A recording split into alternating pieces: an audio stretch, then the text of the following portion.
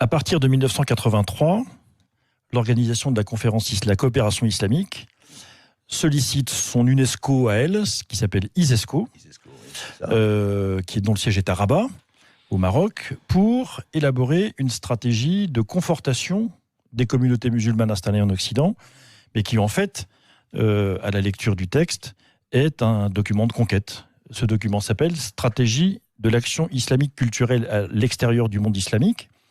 C'est un document officiel. C'est pour les musulmans installés en Occident. Voilà, en Occident, d'accord. Voilà. Donc, les États musulmans du monde, les 57 États musulmans, adoptent un document qui est un document visant, dans un premier temps, à conforter les communautés islamiques occidentales et, dans un deuxième temps, instaurer un communautarisme de manière définitive en Europe, puisque l'Occident, c'est en fait plutôt l'Europe. Et troisièmement, une logique de séparation et de domination par la charia. Dans ce document qui est une stratégie, un plan d'action très concret, il y a deux expressions qui m'ont frappé. La première, c'est la volonté d'installer, je cite, une civilisation de substitution. Fermez les guillemets.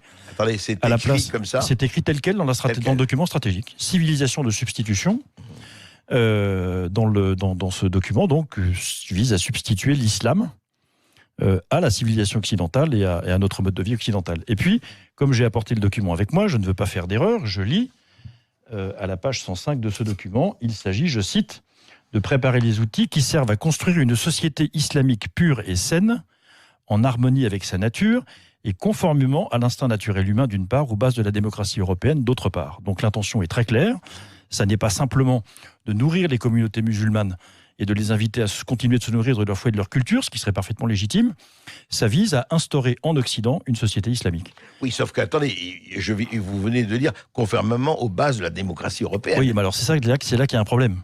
Ouais. Parce que les bases de la démocratie européenne, c'est la liberté religieuse, c'est l'égalité entre les hommes et les femmes, c'est la liberté de conscience, c'est la liberté d'expression, c'est le droit de choisir son mode de vie comme on veut, si on aime l'alcool, boire de l'alcool, si on aime le porc, manger du porc, et ainsi de suite. Il y a des tas de choses qui sont des interdits religieux ou des principes légaux de l'islam qui sont incompatibles, purement et simplement avec notre civilisation.